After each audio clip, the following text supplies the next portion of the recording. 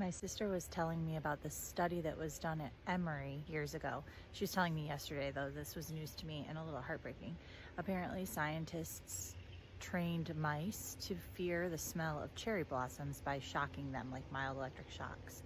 And then they found that in subsequent generations, like the pups, so the babies, and the grandpups or the grandbabies of the mice, feared the scent of cherry blossoms, had a visceral reaction to it without ever having had the shocks. So basically, it makes this compelling case toward generational trauma, essentially, right? Like carrying on in a line.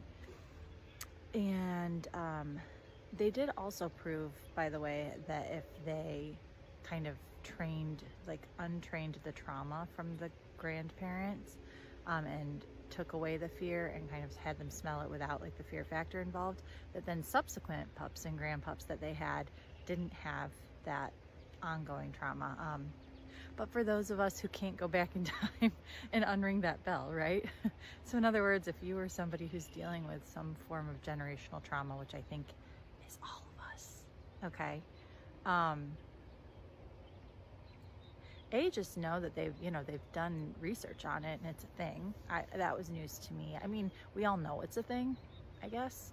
But that was like, that was eye-opening for me. And so yeah, then okay, so this was what was coming through this morning. So what I really need to share, or want to share, is that I was mentioning to her about that. And like, that's why I find the question of, is this mine, really helpful? I went to a training years ago, and there were like a series of questions that I was taught about.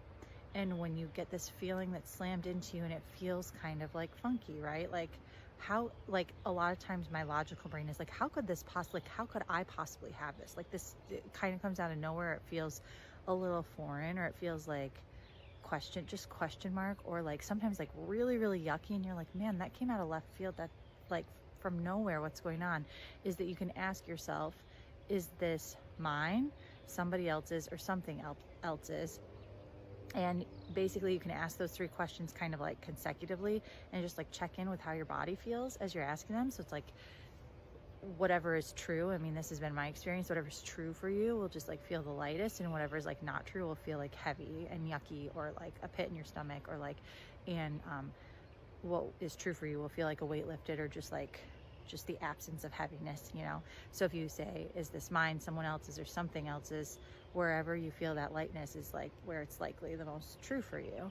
And if it's not yours, like if you feel lightness with somebody